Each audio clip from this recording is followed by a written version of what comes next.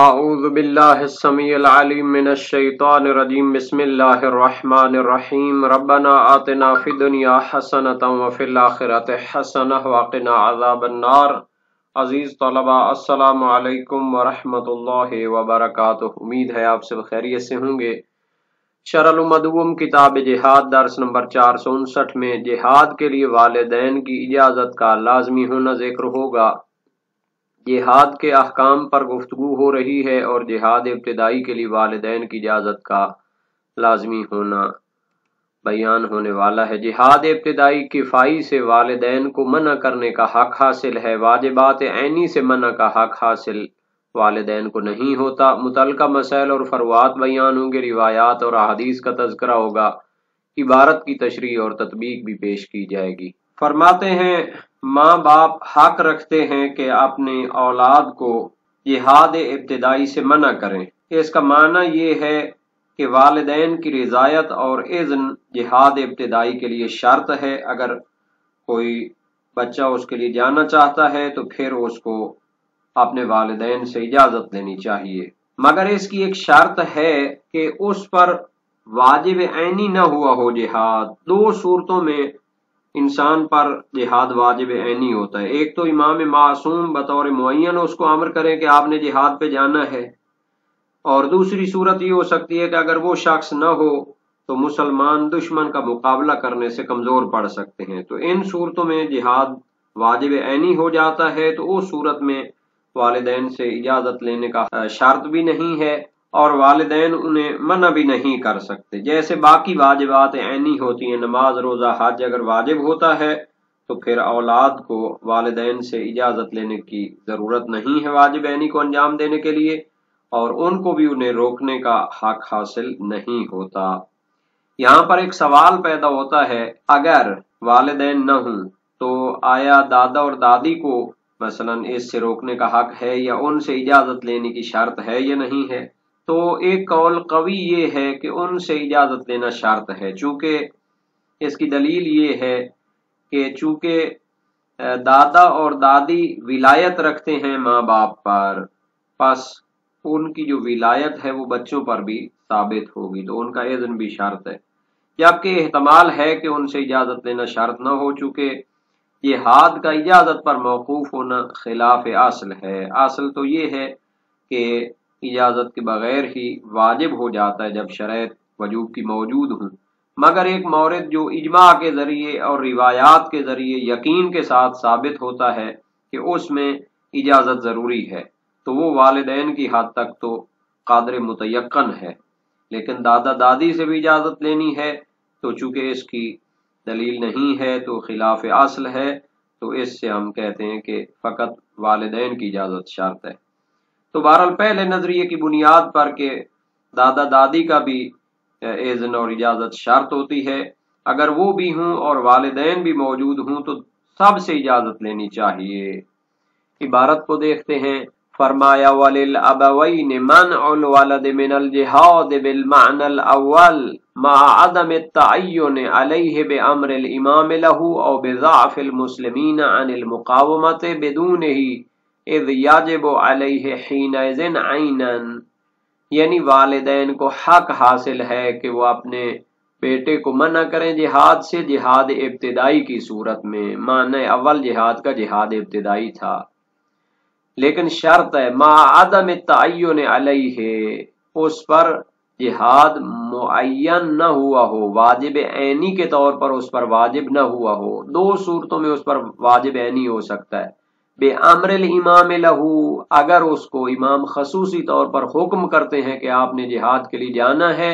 تو اس پر واجب عینی ہو جاتا ہے۔ اس صورت میں والدین کی اجازت بھی شرط نہیں اور ان کو روکنے کا بھی حق نہیں۔ او بضعف المسلمین عن المقاومۃ بدونہ، یا اس پر واجب عینی ہونے کی صورت یہ ہو سکتی ہے کہ اس کے بغیر مسلمان دشمن کا مقابلہ کرنے سے کمزور پڑ سکتے ہیں۔ اگر اس کو علم اور یقین ہو کہ اگر میں نہ جاؤں تو مسلمان مقابلے میں کمزور پڑ سکتے ہیں، تو اس پر واجب ہے کہ وہ جائے، واجب عینی کے طور پر۔ ان دو صورتوں میں والدین منع نہیں کر سکتے۔ اذ یاجب علیہ حینئذ عیناً، چونکہ اس صورت میں ان پر واجب عینی ہو جاتا ہے۔ واجب عینی جیسے نماز، روزہ، حج، زکوٰۃ ہوتے ہیں، تو جب شرائط وجوب کی ہوں تو یہ واجب عینی ہوتے ہیں، پھر کسی سے اجازت لینے کی ضرورت نہیں ہوتی۔ فلا يتوقف على اذنهما كغيره من الواجبات العینیۃ، تو اگر یہ واجب عینی ہو جائے بچے پر تو ان کی یعنی والدین کی اجازت شرط نہیں ہے، موقوف نہیں ہوگا جہاد کا وجوب ان کی اجازت پر۔ كغيره من الواجبات العینیۃ، جیسے دوسرے واجبات عینی ہوتے ہیں، نماز، روزہ وغیرہ، یہ جب واجب ہوتے ہیں تو واجب عینی ہوتے ہیں۔ وفی الحاق الاجداد بہما قول قوی، اور دادا دادی کو والدین کے ساتھ ملحق کرنے میں قوی نظریہ موجود ہے، یعنی جس طرح والدین سے اجازت لینا شرط ہوتا ہے، جب وہ نہ ہوں تو دادا دادی سے اجازت لینا شرط ہو تو یہ قوی نظریہ ہے، چونکہ ان کو بھی ولایت حاصل ہے تو ان سے اجازت لینی چاہیے۔ فلو اجتمعوا توقف على اذن الجمیع، تو اب اگر دادا دادی بھی ہوں اور والدین بھی موجود ہوں، سب جمع ہوں،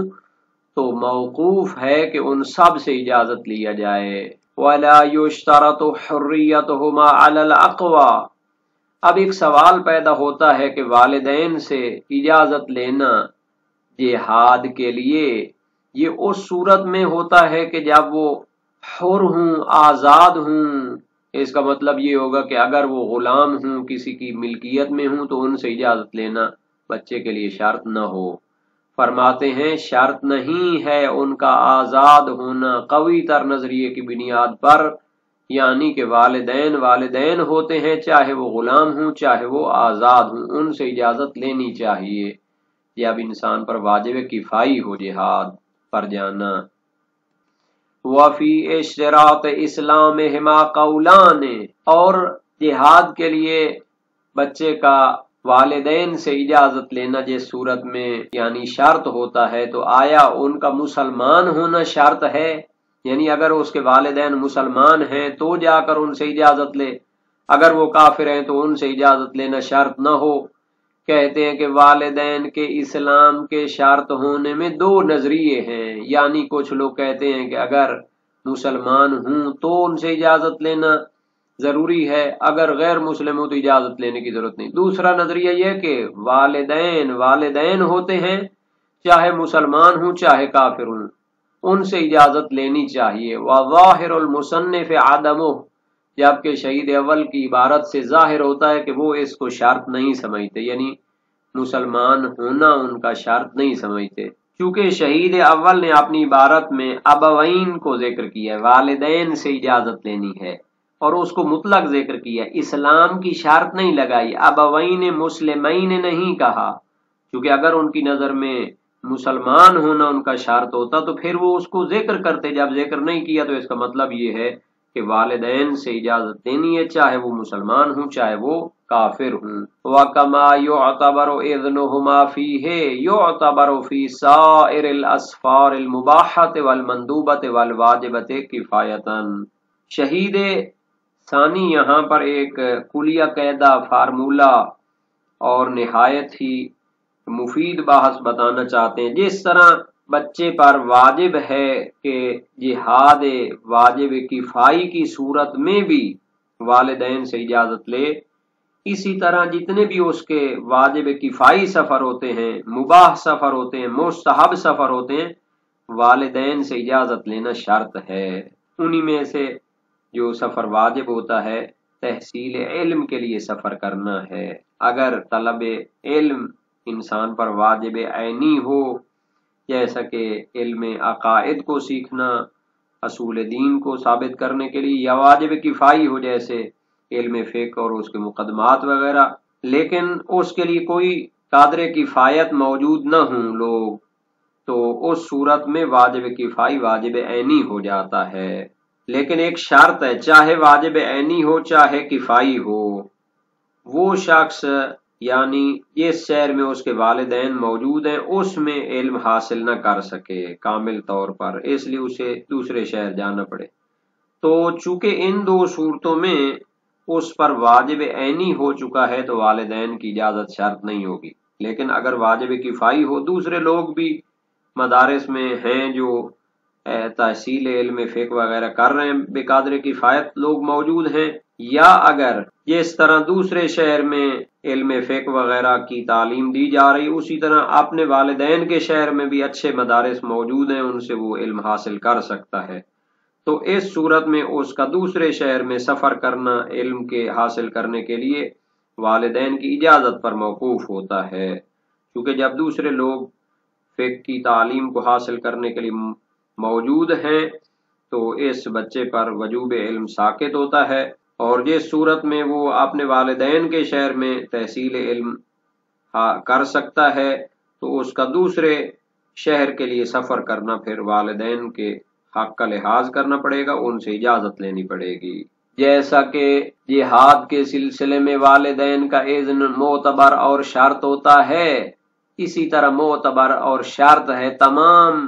سفر جو بچہ کرتا ہے، چاہے وہ مباح سفر ہو، چاہے وہ مستحب ہو یا واجب کفائی کے عنوان سے ہو، مع عدم تعین ہی علیہ، جب وہ اس پر واجب عینی کی حد تک نہ ہوا ہو، لعدم من فیہ الکفایۃ، اس صورت میں کہ جب اس علم کو سیکھنے والے بقدر کافی موجود نہ ہوں، یعنی اگر بقدر کافی موجود نہ ہوں تو پھر وہ علم سیکھنا اس پر واجب عینی ہو جائے گا، اس صورت میں اذن و اجازت شرط نہیں ہے، لیکن اگر منبع الکفایہ موجود ہوں، یعنی اتنے زیادہ لوگ موجود ہوں مدارس میں کہ جو اپنے فقہی احکام کو،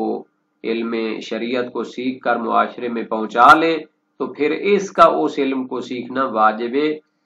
کفائی کی مقدار چونکہ پہلے موجود ہے تو یہ مستحب کی طرف چلا جائے گا، وجوب کی حد سے نکل جائے گا، اس صورت میں اسے والدین سے اجازت لینی چاہیے۔ وَمِنْهُ السَّفَرُ لِطَلَبِ الْعِلْمِ، شہید ثانی فرماتے ہیں اسی میں سے ہے کہ اگر طلب علم کے لیے سفر کرنا چاہتا ہے تو وہ اس کی صورتیں بن جاتی ہیں، فَإِنْ كَانَ وَاجِبًا عَيْنًا، اگر وہ واجب عینی ہو، جیسا کہ عقائد کا علم حاصل کرنا واجب عینی ہے، او کفایتاً، یا پھر واجب کفائی ہو، کا تحصیل الفقہ و مقدمات ہی، جیسے شرعی احکام کو سیکھنا ہے اور اس کے مقدمات کو سیکھنا ہے، مع عدم قیام من فیہ الکفایۃ، جب اتنے لوگ اور طلبہ موجود نہ ہوں جن کے ذریعے کافی تبلیغ ہو سکتی ہے، تو اس صورت میں اس پر واجب عینی ہو جاتا ہے، تو اس صورت میں تو شرط نہیں ہوگا ان کی اجازت۔ وَمَعَ عَدَمِ امکان تحصیلہ فی بلدہما، نیز ایک اور بھی شرط ہے کہ جب وہ والدین کے شہر میں علم حاصل کرنا ممکن نہ ہو، وَمَا قَارَبَهُ مِمَّا لَا يُعَدُّ سَفَرًا عَلَى الْوَجْهِ الَّذِي يُحَصِّلُ مُسَافِرًا لَمْ يَتَوَقَّفْ عَلَى إِذْنِهِمَا وَإِلَّا تَوَقَّفَا، یعنی خود والدین کے شہر میں تحصیل علم ممکن نہ ہو اور جو اس کے قریب قریب علاقوں میں مدارس وغیرہ موجود ہیں کہ جن میں جا کر تعلیم حاصل کرنا لا يعد سفرا، وہ سفر شمار نہیں ہوتا، بالکل قریب قریب والے علاقوں میں، یعنی تھوڑی دیر کے بعد، کچھ عرصے کے بعد وہ واپس آ سکتا ہے، تو وہ مسافر شمار نہیں ہوتا۔ علی الوجہ الذی یحصل مسافرا، اور اس کی کیفیت بھی اچھی ہو، یعنی سٹینڈرڈ اچھا ہو، اس طریقے سے ہو کہ جس طریقے سے بندہ دوسرے شہر میں جا کر سفر کی حالت میں جا کر تعلیم حاصل کرتا ہے، اپنے علاقے میں ہی اچھے مدارس موجود ہیں، ان میں سے اچھی تعلیم حاصل کر سکتا ہے۔ لم یتوقف علی اذنہما، تو ان دو صورتوں میں جب واجب عینی ہو جیسے عقائد اور اصول دین کی تعلیم حاصل کرنا ہے، یا پھر فقہ وغیرہ کی تعلیم حاصل کرنا ہے جب اس کے لیے واجب کفائی جتنے افراد موجود نہ ہوں اور اپنے شہر میں بھی سٹینڈرڈ مدارس موجود نہ ہوں جن میں وہ اس طریقے سے کمال کے ساتھ تعلیم حاصل کر سکتا ہے جیسے مسافر دوسرے شہروں میں جا کے حاصل کرتا ہے، تو چونکہ ان دو صورتوں میں وہ واجب عینی ہو جاتا ہے تو والدین کی اذن و اجازت پر موقوف نہیں ہوگا۔ وَإِلَّا، لیکن اگر وہ واجب کفائی ہو جائے، اپنے شہر میں بھی اچھے مدارس موجود ہیں لیکن وہ دوسرے شہر میں جا کر حاصل کرنا چاہتا ہے، تو اس صورت میں والدین کی اجازت لینا ضروری ہوگا، یعنی اس کا سفر کرنا تحصیل علم کفائی کے لیے، تو واجب کفائی کو انجام دینے کے لیے اسے والدین کی اجازت شرط ہے۔ تو نہایت اہم مسئلہ ہے، اس کو ہم خلاصے کے طور پر بیان کر دیتے ہیں۔ یہاں تک والدین کا جہاد کفائی سے روکنے کا حق ہے تو اس میں کوئی اختلاف نہیں۔ جابر کی روایت امام صادق علیہ السلام سے، یا رجل الى رسول اللہ صلی اللہ علیہ وسلم فقال یا رسول اللہ انی راغب فی الجہاد نشیط قال فجاہد فی سبیل اللہ فانک ان تقتل كنت حیا عند اللہ ترزق وان تمت فقد وقع اجرک علی اللہ وان رجعت خرجت من الذنوب كما ولدت فقال یا رسول اللہ ان لی والدین کبیرین یزعمان انہما یانسان بی ویکرہان خروجی فقال رسول اللہ صلی اللہ علیہ وآلہ وسلم اقم مع والدی فوالذی نفسی بیدہ لانصحما بک یوما ولیلۃ خیر من جہاد سنۃ۔ وسائل شیعہ باب 2 ابواب جہاد العدو حدیث اول ہے۔ ایک شخص نبی اکرم کے پاس آیا، عرض کیا اے رسول خدا میں جہاد کے لیے رغبت اور شوق رکھتا ہوں۔ فرمایا تو جاؤ راہ خدا میں جہاد کرو، اگر قتل ہو جاؤ تو اللہ تعالیٰ کے پاس زندہ ہو اور رزق پاؤ گے، اگر اس راہ میں فوت ہو جاؤ تو تیرا اجر اللہ کے اوپر ہے، اور اگر واپس پلٹ آؤ تو گناہوں سے بالکل پاک ہو جاؤ گے جیسے تازہ متولد ہوئے ہو، پیدا ہوئے ہو۔ اس نے عرض کی اے رسول خدا میرے 2 بوڑھے ماں باپ ہیں، وہ گمان کرتے ہیں کہ وہ مجھ سے بہت پیار کرتے ہیں اور مجھے دور نہیں کر سکتے۔ نبی اکرم نے فرمایا اپنے والدین کے پاس رہ، خدا کی قسم جس کے قبضہ قدرت میں میری جان ہے، تیرا اپنے والدین کے ساتھ ایک دن رات انس اور پیار محبت کے ساتھ رہنا 1 سال کے جہاد سے بہتر ہے۔ تو یہ روایت ظہور رکھتی ہے کہ انہیں منع کرنے کا حق ہے، بلکہ ابو سعید خدری کی روایت جو والی الوالی میں ہے اس میں ان کا اذن لینا شرط بیان کیا گیا، چاہے جائے کہ انہیں منع کرنے کا حق ہو، بلکہ ان سے پہلے اجازت لے کے جائیں۔ ان رجلا ہاجر من الیمن الی رسول اللہ صلی اللہ علیہ وآلہ وسلم فقال له رسول اللہ صلی اللہ علیہ وآلہ وسلم هل لك احد بالیمن فقال ابوان قال صلی اللہ علیہ وآلہ وسلم اذن لك قال لا قال ارجع فاستاذنهما فان اذن لك فجاهد والا فبرهما۔ مستدرک الوسائل باب 2 ابواب جہاد العدو حدیث سوم ہے۔ ایک شخص یمن سے ہجرت کر کے نبی اکرم کے پاس آیا تو نبی اکرم نے فرمایا کیا تیرا کوئی یمن میں ہے؟ اس نے کہا میرے والدین ہیں۔ فرمایا انہوں نے اجازت دی تھی؟ تو اس نے عرض کی نہیں۔ فرمایا جاؤ ان سے اجازت لو، اگر وہ اجازت دیں تو جہاد کرو، ورنہ ان کے ساتھ نیکوکاری کرو، ان کی خدمت کرو۔ تو جس صورت میں امام معصوم امر کرتے ہیں تو وہ واجب عینی ہوتا ہے، اس میں کوئی اختلاف نہیں، کیونکہ جب امام معصوم نے حکم دیا تو یہ الہی حکم کا تسلسل ہے، تو پھر اس صورت میں مخلوق کی اطاعت نہیں ہوگی اگر وہ منع کرتے ہیں، جیسا کہ بہت سی روایات موجود ہیں۔ وسائل وشیہ باب 11 ابواب الامر بالمعروف والنہی عن المنکر حدیث 7 اور 10، جیسا کہ واجبات عینیہ جیسا نماز روزہ وغیرہ ہیں تو ان میں واجب عینی ہونے کی وجہ سے اذن و اجازت شرط نہیں ہوتی۔ اجداد سے بھی اجازت لینا شرط ہو، فاضل علامہ ہلی تذکرۃ الفقہاء میں اس کو اختیار کرتے ہیں، شہید ثانی نے اس کو مسالک الافہام فی شرح شرائع اسلام میں تقویت کی ہے، اور روایات میں جو لفظ اب وارد ہے اس سے پھر دادے کو بھی شامل کیا ہے، اسی طرح ماں کی نسبت دادی بھی شامل ہے، جبکہ فخر المحققین فرزند علامہ ہلی محقق کرکی ثانی صاحب الجواہر وغیرہ وہ ملحق نہیں کرتے، دادا دادی سے اجازت کو شرط نہیں قرار دیتے، کیونکہ وہ ادلہ جہاد کے عموم کے قائل ہیں اور تخصیص فقط والدین کی حد تک قدر متیقن ہے، اور والدین کا آزاد ہونا بھی شرط نہیں ہے۔ جس صورت میں ان سے اجازت لینا شرط ہے تو پھر وہ غلام بھی ہوں تو ان سے اجازت لینی ہے۔ شیخ طوسی وغیرہ فقہا سے یہی ظاہر ہے۔ صاحب جواہر نے فرمایا کہ مسالک میں انہوں نے ایک نظریہ ناقل کیا ہے کہ غلام والدین سے اجازت لینا شرط نہیں ہے، یہ نظریہ ثابت نہیں ہے، شاید اس کی وجہ یہ رہی ہو کہ وہ خود مملوک ہیں تو ان کو ولایت نہیں ہے آزاد اولاد پر. فرمایا کہ اطاعت وغیرہ تو ولایت کے علاوہ ہیں، یہ تو دلی اور جذباتی احساسات ہیں، ان کے تحت یہ احکام ہو سکتے ہیں. اسی طرح اسلام کی شرط کے بارے میں بھی شیخ توسی اور فاضل علامہ ہلی وغیرہ فرماتے ہیں کہ ان کا مسلمان ہونا شرط ہے، اگر کافر ہوں تو ان کا اذن شرط نہیں ہوگا اور ان کی مخالفت بھی حرام نہیں ہوگی. علامہ ہلی نے منتہی المطلب میں فرمایا نبی اکرم کے ساتھ اصحاب ایسے بھی جہاد میں جاتے تھے جن کے والدین کافر ہوتے تھے اور ان کی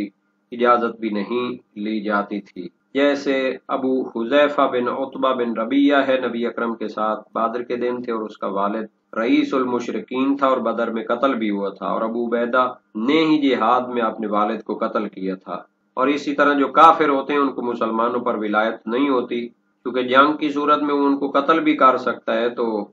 ان کے قول کو نہ ماننا تو یہ بدرجہ اولا ثابت ہو سکتا ہے. ایک قول ہے کہ شرط نہیں ہے ان کا اسلام، بلکہ ان سے اجازت لینا چاہیے کیونکہ اذن کی ادلہ عام ہے. تو یہ ضعیف نظریہ ہے چونکہ نبی اکرم اور آپ کے اصحاب کی سیرت قطعی اور یقینی اس کے مخالف ہے. باقی جو شہید ثانی نے تفصیل بیان کی ہے کہ باقی جو اس کے مستحب مباح اور واجب کفائی سفر ہوتے ہیں ان کے لیے بھی اس کو اجازت وغیرہ لینی چاہیے. تو آیات اور روایات موجود ہیں کہ والدین کی نافرمانی کرنا حرام ہے، ان کو اذیت دینا حرام ہے. وسائل وشیہ باب 46 ابواب جہاد النفس میں تفصیلی روایات نقل کی گئی ہیں.